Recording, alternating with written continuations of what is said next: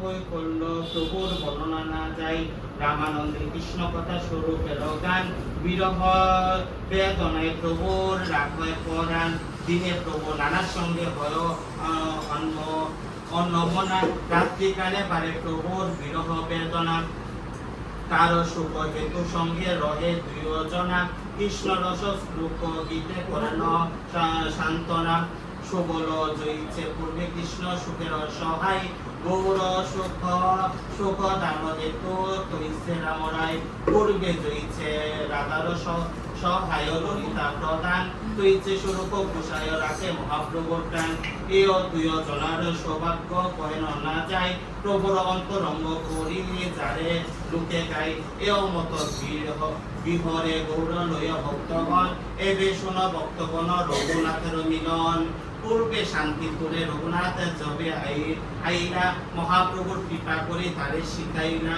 প্রভুর শিক্ষাতে তিনি নিজ ঘরে যাই কর্কট বৈরাগ্য ছাড়ি হইয়া বিষরীয় পায় যে সময় মহাপ্রভুর সাথে শান্তিপুরে রঘুনাথের প্রথম দর্শন হয়েছে তখন মহাপ্রভু কি শিক্ষা দিতে যে তুমি উপর দিয়া মর্কটের মতো তুমি উপর দিয়া কি করো না তুমি বৈরাগ্য দেখাও না তুমি উপর দিয়ে তোমার বৈরাগ্য ভাব ধরে নিয়া যখন তোমার ভিতর থেকে বৈরাগ্য ভাব আসবো বৈরাগ্য ভাব কারে কয় যে লোভ লালসা অর্থ সম্পত্তি সবকিছু পরিত্যাগ কইরা যে ভগবানের চরণে আত্মদান সমর্পণ করতে পারে সেটাকে বলা হয় বৈরাগ্য। তার জন্য কইতেছে মর্কট বৈরাগ্য ছাড়িয়ে হইলা বিষয়ীর প্রায় তুমি এখন বিষয়ী আছো আমরা যারা সংসারে বসবাস করতেছি আমরা কারা আমরা বিষয়ী কারণ আমাদের বিষয় পাশনের মধ্যে দিয়ে আমরা জীবন ধারণ করতে হচ্ছে সংসারে থেকে যারা সংসারে বসবাস করে আমরা সবাইকে বিষয়ী কারণ আমাদের বিষয়ে সবসময় কি কামনা বাসনা এসব নিয়ে আমরা মুক্ত হয়ে যাচ্ছি তার জন্য আমাদেরকে বলা হয় বিষয়ী। তো রঘুনাথ দাস গোস্বামীর মহাপ্রভু দিতেছে তুমি এখন বিষয়ী প্রায় কারণ তুমি এখন গৃহস্থ আশ্রমে আছো তুমি গৃহে বসবাস করতেছো তোমার ভিতরে যেদিন বৈরাগ্য ভাব আসবো তখন তুমি আমার সঙ্গ লাভ করতে পারবা ভিতরে বৈরাগ্য বাহিরে করে সর্বকর্ম দেখি তার মাতা পিতার আনন্দিত মন মথুরা হইতে প্রভু আইলা বার্তা যবে পাইলা প্রভু পাশে চলি পারে যুগ কইলা হেন কালে মুলুকের ম্লেচ্ছ অধিকারী সপ্তগ্রাম মুলুকের সে হয়তো চৌধুরী হিরণ্য দাস মুলুক নিল মুক্তা করিয়া তার অধিকার গেল মরে সে দেখিয়া 12 লক্ষ যেন রাজাই 97 লক্ষ সে দুরূপ কিছু না পাইয়া হইল প্রতিপক্ষ রাজগণে গভীরত করিয়া উজির আনিল হিরণ্য মজুমদার পাইল রঘুনাথের বান্ধিল প্রতিদিন রঘুনাথে করে বৎসনা বাবু চেটা আনগণ হে পাইব যাতনা মারিতে আনিয়ে যদি দেখো রঘুনাথে মন ফিরি যায় তাতে না পারে মারিতে বিশেষে কায়স্থ বৃত্তি অন্তরে করে ডর মুখে গর্জন করে মারিতে সবই অন্তরে তবে রঘুনাথ কিছু চিন্তিল উপায় বিনীত করিয়া কহে শিরম লেচ্ছ পায় আমারও পিতা যেটা হল আমার তোমারও দুই পায় পায় পায় কলহ রহ সর্বথাই তৎকালীন সময়ে সেই হিরণ্য গোবর্ধন তার দুই ভাই জমিদার বংশ হইল ওখানে রাজত্ব কারা ছিল মানে মুসলমানের কাছে এই রাষ্ট্রের প্রত্যেক বাৎসরিক কর এই হিরণ্য গোবর্ধনের কর সবসময় গিয়ে সেটা সেই কিছু তো এক সময় কি হয়েছে এক সময় মুক্তা মানে 12 লক্ষ রাজা দিচ্ছে কিন্তু তারা পূজা করছে ইসলাম এভাবে তাদের ভিতরে একটা মানে অর্থের ভিতরে নিয়ে একটা বন্ধ সৃষ্টি হয়েছে কারণে সেই হিরণ্য গোবর্ধন কি করছে তারা ঘর থেকে বাইরে এসে তারা এক জায়গা আর ঘরের ভিতরে কে আসছিল সেই রঘুনাথ তখন সেই ম্লেচ্ছ জাতিরা এসে রঘুনাথের দুইটা নিয়ে গেছে নিয়ে এসে যখন ফাইনাল আছে তখন রঘুনাথ দাস তিনি কি করছে তিনি আবেগ মাথা কণ্ঠে সেই ম্লেচ্ছ জাতিরে কইতেছে যে আমার পিতা আমার জেঠা তারা কি তারা দুই ভাই তোমাদেরও ভাইয়ের মতো এভাবে বুঝাইতেছে। আমার পিতা যেটা হলো তোমার প্রিয় ভাই, ভাই কলহ করহ সর্বথাই, কবু কলহ কবু কৃত নিশ্চয় কিছু নাই, কালি পূর্ণ তিন ভাই হবে কোথায়। বাইরে দ্বন্দ্ব সবসময় খাই, কিন্তু কি কবু কলহ আবার কবু কৃত, মানে অক্ষণে কলহ লাগো আবার অক্ষণে আবার ভালোবাসা কাজ করবো। তো কইছে কবু কলহ কবু কৃত আবার নিশ্চয়ই কিছু নাই, কালি পূর্ণ আবার পরে দিন কাল কই তিন ভাই আবার একখানো এক খাই যে বোকা, মানে সহজ কথায় ভাই ভাই খাই খাই সবসময়। আজি জইছে পিতা কইছে তোমার বালক, আমি তোমার পালক তুমি আমার পালক, পালক হইয়া পালে তারিতে না উড়াই, তুমি সর্বসমাহাত্র হইল। দাড়ি বাড়ি অস্ত্র পরে কান্দিতে লাগিল, লেছ বলে আজি হইতে তুমি মূল পুত্র, তুমি ছাড়িমু তো আমি ছাড়িমু তোমার করি একসূত্র। তাহলে এমন ভাবে তাদের সাথে কথা কইতেছে যে তাদের মন আজকা নরম হয়ে গেছে, তার কাছে চাইছে ঠিক আছে তাহলে আজকের থেকে তোমার বাপকে যেখানে যদি আমার বাইরেতে তাহলে সেই সুবাদে কি তুমিও আমার পুত্রের মতো, তুমি আমার রঘুনাথ দাসকে কইতাছো তুমি আমার কি পুত্রের মতো। উজিরে কহিয়া রঘুনাথে ছড়াইল, প্রীতি করি রঘুনাথে করিতে লাগিল, তোমার শেখা নির্বুদ্ধি অষ্টলক্ষ খাই, আমি ভাগি আমারে কিছু এবারে চোরাই, যাও তুমি আমার শেখা মিলাহ আমারে, যে মতে ভালো হয় করুণ ভালো দিল তারে, রঘুনাথ আসি তবে যেথা মিলাইল, ম্লেচ্ছ সহিত বশ হইল সব শান্ত হইল। এ মতো রঘুনাথের বাৎসরিক বৎসর এক গেল, দ্বিতীয় বৎসরে পলাইতে মন হইল, রাত্রে উঠি একেলা চলিল পলাইয়া, দূর হইতে পিতা তারে আনিল দৌড়িয়া।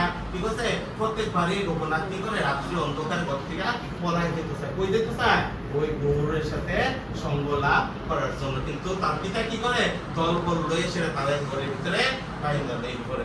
এও মতো বারে বারে পলাইয়া ধরি আনে, তবে তার পিতা কহে তার পিতা স্থানে, পুত্র পুত্র বাতুল হইল ইহার রাখহ বান্দিয়া, তার পিতা কহে তার নির্বিন্ন হইয়া, ইন্দ্র সম ঐশ্বর্য স্ত্রী অপ্সরার সম, এসব বান্দিতে তার দাঁড়িয়ে মন। সেটা বলতেছে তার পিতা মানে তার গুরু ভাইয়ের মধ্যে কথাবার্তা বলতেছে, একজন আরেকজন লোক বলতেছে যে ইন্দ্র সম ঐশ্বর্য আমাদের গৃহের ভিতরে আছে।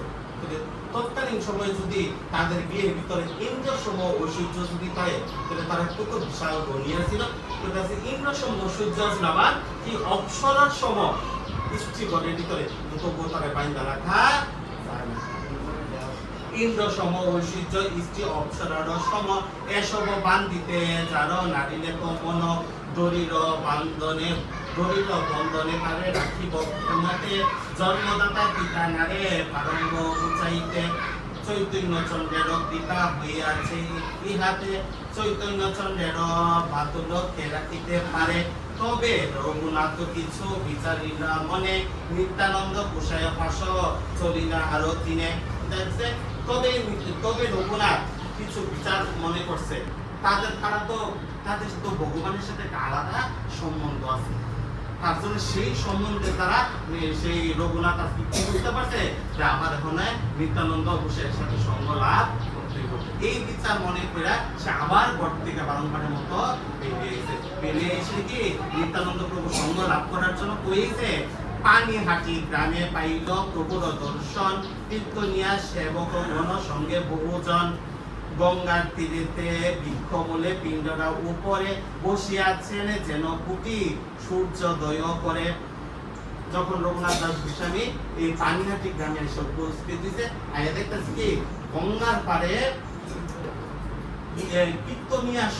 কীর্তনিয়া সেবকগণ সহ নিত্যানন্দ প্রভু এমন ভাবে পিণ্ডরের উপরে মানে একটা উচ্চ স্থানের ভিতরে এমন ভাবে বসে দিছে, রঘুনাথ দাস গোস্বামী দূর থেকে দেখতেছি কি যেমন একটা কোটি সূর্য একখান হইলে যে আলো আলোকিত হয় ঠিক সেই আলো যেমন দূর থেকে রঘুনাথ অনুভব করতেছে। গঙ্গার তীরে বৃক্ষ মূলে পিণ্ডরা উপরে বসে আছে যেন প্রতি সূর্যোদয় করে। তলে উপরে বহু ভক্ত হইয়াছে বেষ্টিত, দেখিয়া প্রভুর প্রভাব রঘুনাথ বিস্মিত, দণ্ডবত হইয়া সেও পড়িল কত দূরে, সেবক হয়ে রঘুনাথ দণ্ডবত করে, সেবক হয়ে রঘুনাথ দণ্ডবত করে। কি করছে? রঘুনাথ অনেকটা দূরে, নিত্যানন্দ প্রভু তো আর সামনে আইতে পারতো না, তো দূর থেকে কি দেখতেছে যে কুটি সূর্য সমান একসাথে উদয় হয়ে আসছে, দূর থেকে নিত্যানন্দ আর প্রভুকে উদ্দেশ্য করে রঘুনাথ কি করছে? দণ্ডবত প্রণাম করছে। তখন নিত্যানন্দ প্রভুর এক সেবক নিত্যানন্দ প্রভুকে কি করতেছে? সেবক কহে রঘুনাথ দণ্ডবত করে। শুনি প্রভু কহে চূড়া দিদি দর্শন, আয় আয় আজ তোর করিব দণ্ডন, প্রভু ভোলায় তিনি নিকটে না করে গমন, আকর্ষিয়া তার মাতে প্রভু ধরিল চরণ। কি করছে? প্রভু ডাকতেছে নিত্যানন্দ প্রভুরে, আয় আয় চূড়া আজ তুই দিলি দর্শন। এই কথা কইছিলা ভগবান কি করছে? তার ভক্তরা আকর্ষণ করছে, আকর্ষণের মাধ্যমে ডাকে আনছে। আইনা নিত্যানন্দ প্রভু কি করছে? তার যেই রাতুল চরণ, সেই চরণ দুখানি রঘুনাথের মস্তকে ধারণ করছে। প্রভু বলাইয়া তিনি নিকটে না করে গমন, আকর্ষিয়া তার মাথে প্রভুর ধরিল চরণ, কৌতুকী নিত্যানন্দ সহজে দয়াময়, রঘুনাথের কহে কিছু হইয়া সদয়, নিকটে না আইস মোর ভাগ দূরে দূরে, আজি লাগিয়ে পাইয়াছ দণ্ডিব তোমারে। রঘুনাথের কি করতেছে? কৌতুকে মানে হাস্যরসে নিত্যানন্দ প্রভু কি করতেছে? তিনি তো দয়াময়, তিনি রঘুনাথের করতেছে, রঘুনাথ নিকটে না, তুমি আমার নিকটে আসো না, তুমি দূরে দূরে থাকো, আজই তোমার লাভ পাইছি, তোমারে আমি কি করবো? তোমারে আমি দণ্ডামু। দিদা গদির চিরা কক্ষর পড়াও মনোগণে, শুনিয়া আনন্দিত হইল রঘুনাথ মনে।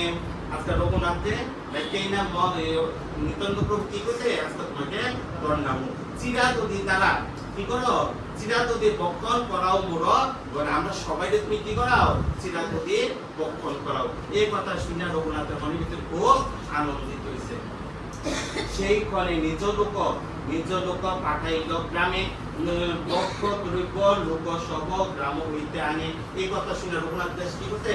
তার যে পিতৃগৃহ যে গ্রামের ভিতরে, সেই সপ্ত গ্রামের ভিতরে সেই বার্তা পাঠাই দিচ্ছে যে নিত্যানন্দ প্রভু আমার কাছ থেকে কি যেতেছে? আজকে সিরা নদী সিরা দিতে বক্ষণ করতে চাইতেছে। এই বার্তা যখন তার গ্রামের ভিতরে পাঠাই দিচ্ছে, আজকে গ্রামের থেকে সব দ্রব্য এই পানিহাটিতে আইতাছে। কিভাবে? চিরা দধি দুগ্ধ সন্দেশ আরো চিনি কলা সব আনি প্রভু আগে চৌদিকে ধরিলা। প্রভুর সামনে এনে কি করছে? চিরা দধি দুগ্ধ সন্দেশ আর চিনি কলা সবকিছু এনে নিত্যানন্দ প্রভুর সম্মুখে ধরছে। চিরা দধি দুগ্ধ সন্দেশ আরো চিনি কলা সব আনি প্রভু আগে চৌদিকে ধরিলা। মোট সব নাম শুনি ব্রাহ্মণ সর্জন, আসিতে লাগিল লোক অসংখ্য গণন। এই মহোৎসবের কথা শুনে আজকে ব্রাহ্মণ বৈষ্ণব সবাই সে কি এই পানিহাটি গ্রামের ভিতরে এসে উপস্থিত হইতেছে। আরো গ্রাম হইতে সামগ্রী মাগাইল, শত ধুয় চারিয়ে খুলনা তাহা আনাইল। খুলনা কিতা? খুলনাকে বলা হয় মাটির পাত্র, মাটির ভার বা মাটির থাল। কি করছে? আরো গ্রাম হইতে সামগ্রী মাগাইল। মহোৎসব করতে কি করা লাগে? মাইয়া মহোৎসব করা লাগে। সব গ্রাম থেকে আরো গ্রাম থেকে, খালি পানিহাটি গ্রাম আর সপ্তগ্রাম না, আরো যত গ্রাম আছে আশেপাশে সব গ্রাম থেকে কি করছে? মাইয়া আছে। আরো গ্রাম হইতে সামগ্রী মাগাইল, শত দুই চারি খুলনা তাহা আনাইল। বড় বড় মিত্রি কুণ্ডিকা আনাইল ৫-৭, এক বিক্র প্রভুর লাগি চিরা বিজয় তাতে। এক ঠায় তপ্ত দুগ্ধে চিরা ভিজাইল, অর্ধেক ছানিল দধি চিনি কলা দিয়া, আর অর্ধেক ঘনবর্ত দুধেতে ছানিল, চাপা কলা চিনি দিত কর্পূর তাতে দিল। ধুতি করে প্রভু যদি পিণ্ডাতে বসিলা, সাত কুণ্ডি বিপ্রতার অগ্রেতে ধরিলা। চৌতারা উপরে যত প্রভুর নিজগণ, বড় বড় লোক বসিলা মন্ডলী বন্দন। সবাইকে দেখছে একটা মন্ডলের মতো সবাই তৈরি করছে। যারা ভোজনের বেশি উচ্চ পৌঁছে গেছে সেই বড় বড় লোক কি করছে? উপর স্থানে বসে। এভাবে তারা সারিবদ্ধভাবে বসে। একজনে কি করছে, একজনে সিরা দিছে, একজন ঘন করে দুধ তাও দিছে, সেই চিরার সাথে চাপা কলা মিশাইছে, সেই দুধের সাথে চাপা কলা মিশাইছে, এভাবে সুন্দর করে রস তৈরি করছে। আরো অর্ধেক গণবর্ত দুধেতে ছানিল, চাপা কলা চিনি দিত ও কর্পূর তাতে দিল। দুটি করি প্রভু যদি পিণ্ডাতে বসিলা, সাতকুণ্ডী বিপ্রতাল অর্ধেতে দিয়া, চৌতারা উপরে যত প্রভুর নিরগণ, বড় বড় লোক বসিলা, মণ্ডলী বন্দন, রামদাস ঠাকুর রানন্দ দাস গদাধর মুরারি কমলাকর সদাশিব পুরন্দর, ধনঞ্জয় জগদীশ্বর পরমেশ্বর দাস, মহেশ গৌরী দাস, আরো গৌর কৃষ্ণ দাস, উত্তারণ দত্ত আদি যত নিজজন, উপরে বসিল সব এপরে বনন। এত মানুষ বসে, এত ভক্তরা বসে যে ঘনা পর্যন্ত শুনি পণ্ডিত ভট্টাচার্য যত কৃষ্ণ আইলা, মান্য করি প্রভু সবার উপরে বসিলা। নিতান্ত প্রভু কি করছে, সবার উপরে তিনি অবস্থান করছে, সবারে মান্য করছে। শুনি পণ্ডিত ভট্টাচার্য যত বিপ্র আইলা, মান্য করে প্রভু সবার উপরে বসাইলা। দুয় মিত্রি পুণ্ডিকা সবার অগ্রে দিল, একে দুধ চিরা আলো গদি চিরা কইল। কি করছে, দুইটা করে মৃত্তিকা মানে মাটির কুণ্ড দুইটা করে সবাই সামনে দিছে। একটা নদী কি দিছে দুগ্ধ চিরা, আরেকটা নদী কি দিছে দধি চিরা। দুইটা করে মাটির পাত্র কি করছে সব ভক্তরা সামনে করে দিছে। একটা পাত্রের মধ্যে দিছে দুধের চিরা, আরেকটা মধ্যে দিছে দধি চিরা। আরো যত লোক সব চৌতারা তারানে মন্ডলী বন্ধনে বৈশে নাহিক গণনে, এক জনে দুই হোলনা দিল, মানে হোলনা দিতে ওই মাটির পাত্র দুইজন এক জন রে দুইটা করে পাত্র দিল। এক জনে দুই হোলনা দিল, দুগ্ধ চিরা দুধি চিরা দুই ভিজাইল। কোন বিপ্র করে স্থান না পাইয়া, দুই হোলনায় চিরা বিজয় গঙ্গা তীরে গিয়া। সবাই তো আর একটা মন্ডলীর মধ্যে হাঁটে না, যারা হাঁটতে বসে যারা হাঁটছে না তারা কি গঙ্গাতে গিয়ে সেটা গঙ্গার জন্য সবকিছু তৈরি করে গঙ্গা তীরে সবাই কইয়া একসাথে সেই গঙ্গার ভিতরে ভিজাই হইতেছে। কে দিকে ভিজাইতেছে, কেউ দুধ আর সিরা, আবার দধি বা সিরা, এভাবে সবাই দুই গঙ্গার মধ্যে গঙ্গা রয়েছে।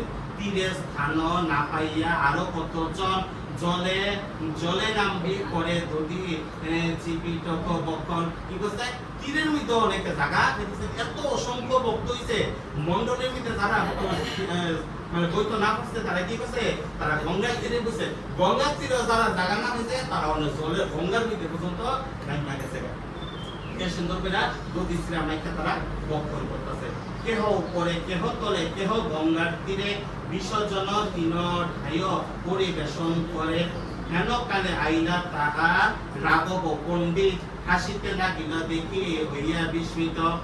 এই কালে কে রাইছে, এই গঙ্গার পাশে পানিহাটি গঙ্গার পাশে আছে রাঘব ভবন। সেই রাঘব ভবন সেই রাঘব সে কি করতেছে, এই দৃশ্য দর্শন করে সে আসতেছে। এই রাঘবকে সেও বৈষ্ণব সমাজের একজন গৌর পার্শ্বদ। বিষপুরি নানা মত প্রসাদ আনিল, প্রভুরে আগে দিয়া ভক্তগণে বাটি দিল। আগে কারে দিছে, আগে প্রভু নিত্যানন্দ প্রভুরে আগে দিছে, তারপর সব ভক্তবৃন্দরে বাইকটা দিছে। প্রভুরে কহে তাহা তোমার লাগে, প্রভুরে কহে তোমার লাগে বহু ভোগ লাগাইল, ইহা উৎসব করে ঘরে প্রসাদ রহিল। প্রভু কহে এ দ্রব্য দিনে করে ভোজন, রাতে তোমার ঘরে প্রসাদ করিব ভক্ষণ। গোপ জাতি আমি বহু গোপগণ সঙ্গে, আমি সুখ পায় হে পুলিল ভোজন রঙ্গে। রাঘবের বসায় দিও কুন্দি দেওয়াইল, রাঘব দিবিজ চিরা তাতে বিজাইল। সকল লোকের চিরা সম্পূর্ণ যাবে হইল, দেনে তবে প্রভু মহাপ্রভুরে আনিল। যখন সবার মধ্যে যখন চিরা যদি বন্ধ করো এটা থেকে, তো নিত্যানন্দ প্রভু কি হচ্ছে, নিত্যানন্দ প্রভু তো সবার উচ্চ আসনে বসে, তিনি কার আসনে বসে মহাপ্রভুর জন্য আরেকটা আসন আনাইছে। সেই নিত্যানন্দ প্রভুর পাশে আরেকটা আসন দিছে। এই আসনটা কার জন্য দিছে? মহাপ্রভুর জন্য। মহাপ্রভু তো তখন সম্মুখে আসিল না, মহাপ্রভু কই আসিল? নীলাচলে আসিল, পুরীতে আসিল। তো নিত্যানন্দ প্রভু কি করছে? ধ্যানে মহাপ্রভুকে আহ্বান করে তার পাশের আসনে বসাইছে। দেনে তো লোক সকল লোকের চিরা সম্পূর্ণ যবে হইল, দেনে তবে প্রভু মহাপ্রভুরে আনিল। মহাপ্রভু আইলা দেখি নিতায় উঠিল, তারে লইয়া সবার চিরা দেখাইতে লাগিল। নিত্যানন্দ প্রভু কি করছে? মহাপ্রভু আসাতে সাথে সাথে নিত্যানন্দ প্রভু দাঁড়াই সেরা মহাপ্রভুরে দেখাইতেছে, ওই যে সবার কাছে কি আছে? চিরা গদি আছে।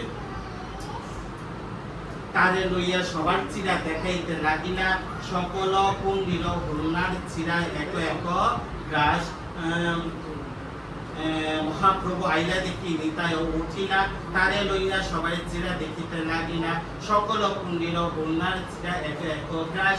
মহাপ্রভুর মুখে যেন করিয়া হাসি মহাপ্রভু করে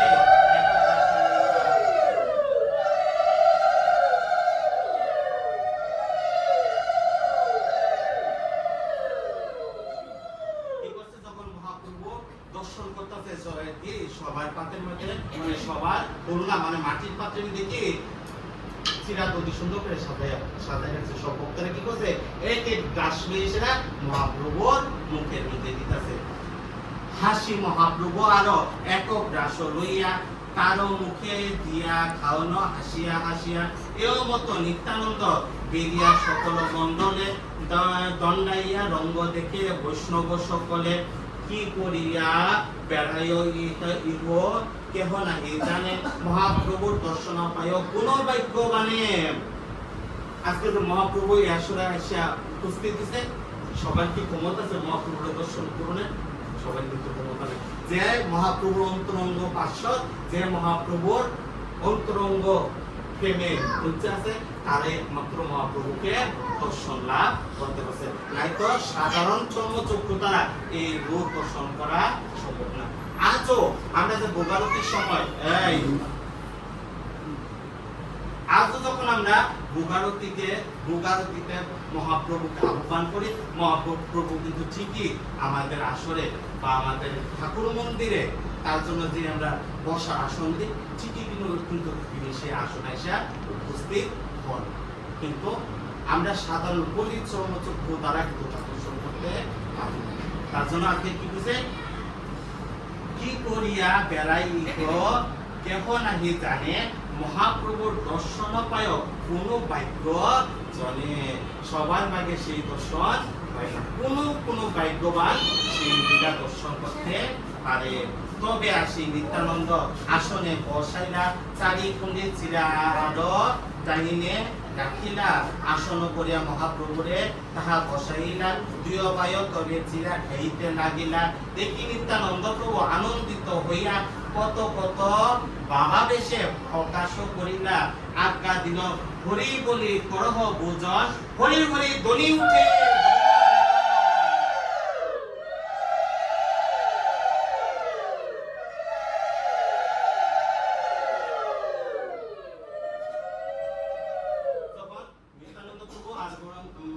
মহাপ্রভু যখন ভোজনে বসে, তো নিত্যানন্দ প্রভু কি দিয়েছে?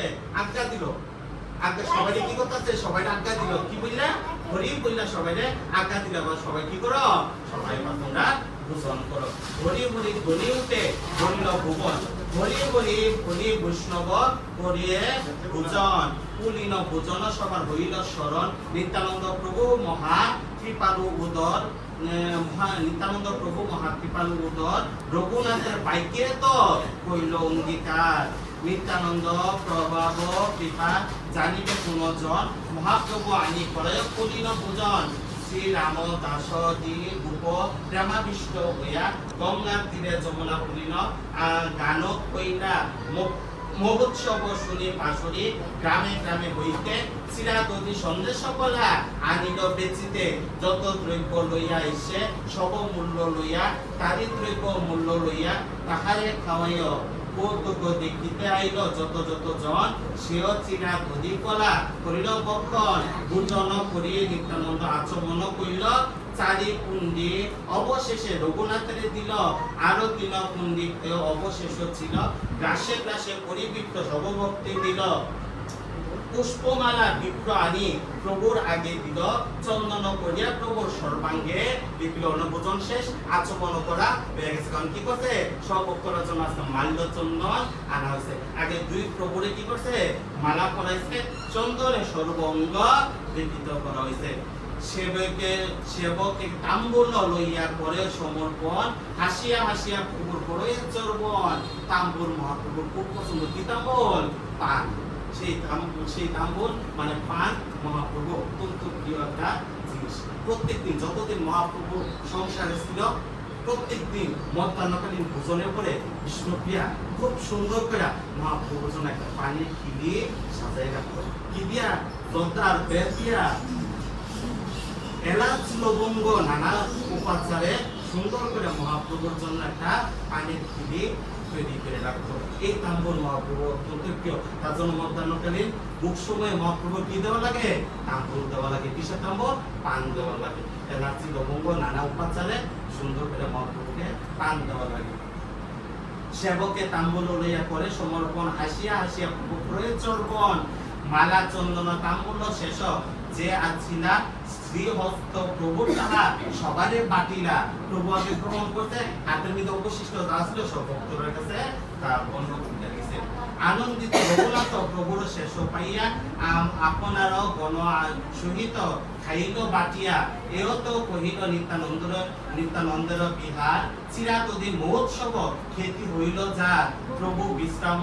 হইল যদি দিন শেষ হইল রাঘব মন্দিরে প্রভুর কীর্তন আরম্ভিল অন্তি চিরাতদিন মহোৎসব শেষ মানে পাশে যেহেতু রাঘব ভবন আছে রাঘব ভবনে গিয়ে সেটা মহাপ্রভু নিত্যানন্দ প্রভু কি করতে তার ভক্তবৃন্দরা নিয়ে এসে কীর্তন আরম্ভ করতে ভক্ত সহ নাচাইয়া নিত্যানন্দ রায় শেষে নৃত্য করে প্রেমে জগত বাসায় নিত্যানন্দ প্রভু কি করছে তার প্রেম দ্বারা হরির নামে এই জগৎটারে বাসায় দিয়ে গেছে মহাপ্রভু তার নৃত্য করেন দর্শন সবে নিত্যানন্দ দেখে না দেখে অন্যজন নিত্যানন্দের নৃত্য যেন তাহারি নর্তন উপমা দিবারে নাহি এই 3 ভুবন নৃত্যের মাধুরী কেবা পারে বনিবারে মহাপ্রভু আইসে যেও নৃত্য দেখিবারে নিত্যানন্দ প্রভু আজকে হরিনাম সংকীর্তনে এভাবেই নৃত্য করতেছে একমাত্র মহাপ্রভু সেই নৃত্যটা দর্শন করতেছে সেই দর্শনে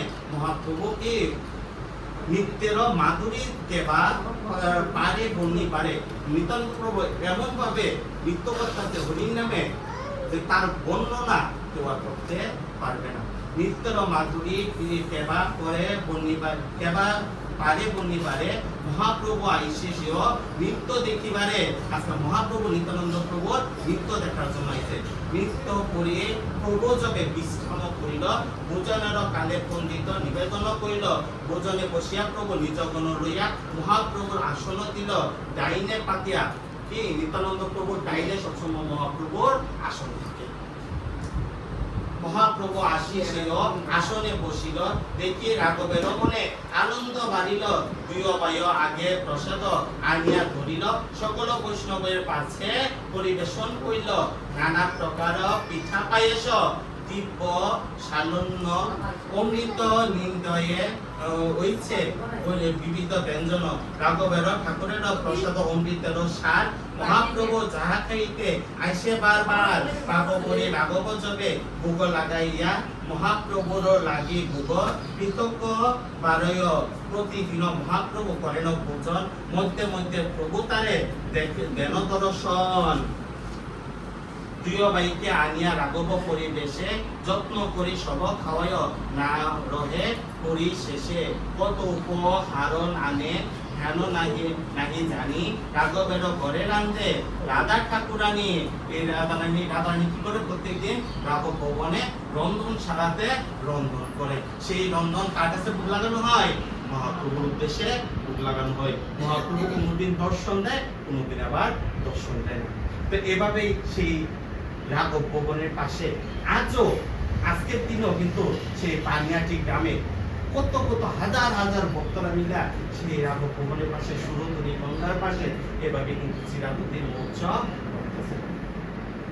এই মহোৎসব যারা দর্শন করে, যারা শ্রবণ করে, তাদের ভিতরে কি হয়, ওই রঘুনাথ যেভাবে নিত্যানন্দের কৃপা লাভ কইরা মহাপ্রভুর কৃপা লাভ করছে, ঠিক রঘুনাথের মতো আমরা যারা কলিযুগ আছি, আমরাও যারা আজকাল ওই পানিহাটি গ্রামের উদ্দেশ্য কইরা সেই চিরাকুতির মহোৎসব যদি আমরা মনে মনে স্মরণ করি, দর্শন করি, শ্রবণ করি, তাহলে আমাদের ভিতরেও দিব নিতাই কৃপা আমরা লাভ করতে পারবো। আর নিতাই কৃপা যদি আমরা লাভ করতে পারি, তাহলে আমরা গৌর কৃপাও লাভ করতে পারবো। আর গৌর কৃপা যদি আমরা লাভ করতে পারি, তাহলে আমরা ব্রজে যেতে পারবো, ব্রজে গিয়ে আমরা রাধা কৃষ্ণের কৃপাও লাভ করতে পারবো। তাহলে সবার আগে কে? সবার আগে আমাদের নিতাই চরণ। নিতাই চরণে যদি আমরা স্মরণ নিই, তাহলে আমাদের কি হবো, গৌর চরণ আমরা লাভ করতে পারবো। আর গৌর চরণে লাভ করতে পারলে আমরা ব্রজের রাধা কৃষ্ণের চরণ লাভ করতে পারবো। এভাবেই সেই রঘুনাথ দাস গোস্বামী নিতাইয়ের করুণা, নতুন নিতাইয়ের কৃপা লাভ কইরা সে গৌর কৃপা লাভ করতে পারছে, গৌর সঙ্গ লাভ করতে পারছে।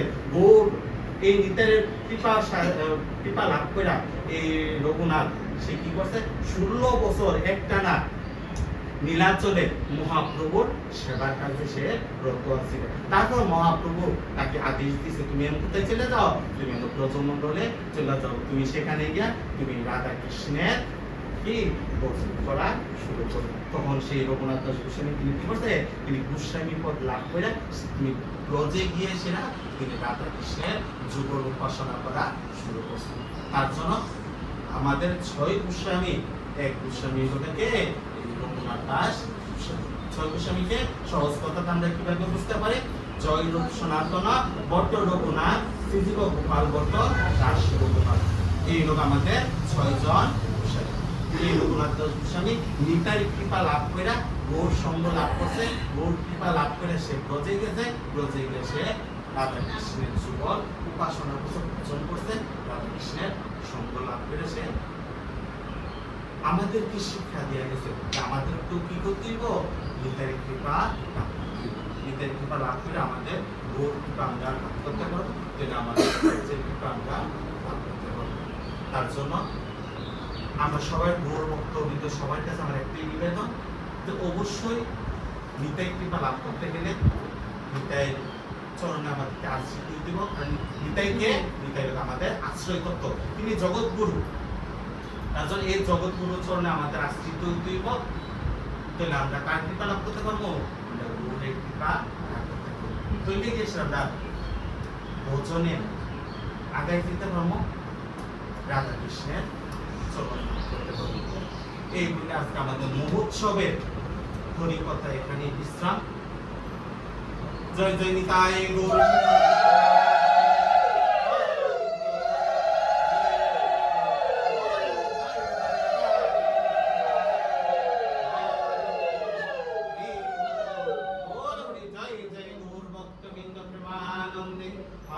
হরি হরি বল হরি